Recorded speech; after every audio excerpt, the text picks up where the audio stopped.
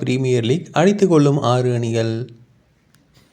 IPL இறுதிப் போட்டியைப் போல பரபரப்பாக சென்று கொண்டிருக்கிறது அதிமுக உள்கட்சி விவகாரங்கள். எடப்பாடி அணி, சசிகலா அணி, டிடிவி அணி, ஓபிஎஸ் அணி, புகழேந்தி அணி வரிசையில் தற்போது செங்கோட்டையன் அணி அதிமுகவில் உருவாகியிருக்கிறது. ஆர்சிபி போல கடைசி நேரத்தில் கோப்பையை வெல்லப்போவது யார் என்ற கேள்வி எழுந்திருக்கிறது. தமிழ்நாடு முன்னாள் முதலமைச்சர் ஜெயலலிதா இருந்தவரை இராணுவ கட்டுக்கோப்போடு இருந்த இயக்கம் என பெயர் பெற்றது அதிமுக. ஆனால் அவர் மறைவுக்கு பிறகு பல அணிகளாக சிதறுண்டு கிடைக்கிறது.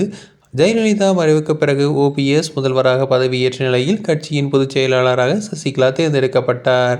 பின்னர் கட்சியும் ஆட்சியும் ஒருவிடம் இருக்க வேண்டும் என சசிகலாவை முதல்வராக ஏற்பாடுகள் நடந்தன. இதனால் அதிர்ச்சியடைந்த ஓபிஎஸ் தர்மயுத்தம் நடத்தினார். தொடர்ந்து அதிமுகவிலிருந்து அவர் நீக்கப்பட்ட நிலையில் அவருக்கு ஆதரவாக 18 எம்எல்ஏக்கள் திரண்டனர். தொடர்ந்து கூவத்தூரில் அதிமுக எம்எல்ஏக்கள் அடைக்கப்பட்ட நிலையில் வழக்கு ஒன்றின் காரணமாக சசிகலா சிறை செல்ல நேர்ந்தது. எடப்பாடி பழனிசாமி முதல்வராக்கப்பட்டார். உண்மையில் செங்கோட்டையன் தான் சீனியர் என்ற முறையில் முதல்வராக பதவியேற்றிருந்ததாகவும் நிதி பற்றாக்குறை காரணமாக எடப்பாடி பழனிசாமிக்கு அந்த யோகம் அடித்ததாகவும் சொல்லப்படுகிறது. தொடர்ந்து எடப்பாடி பழனிசாமி முதல்வராக பதவியேற்ற நிலையில் பன்னீர்செல்வத்துடன் கைகோர்க்க வேண்டிய நிலை ஏற்பட்டது.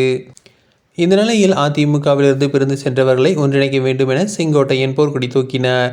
மேலும் 10 நாட்கள் எடப்பாடி பழனிசாமிக்கு கெடு விதித்த நிலையில் இன்று திண்டுக்கல்லில் அதிமுக நிர்வாகிகளுடன் ஆலோசனை நடத்திய எடப்பாடி பழனிசாமி செங்கோட்டையனை கட்சி பதவியிலிருந்து நீக்கியுள்ளார்.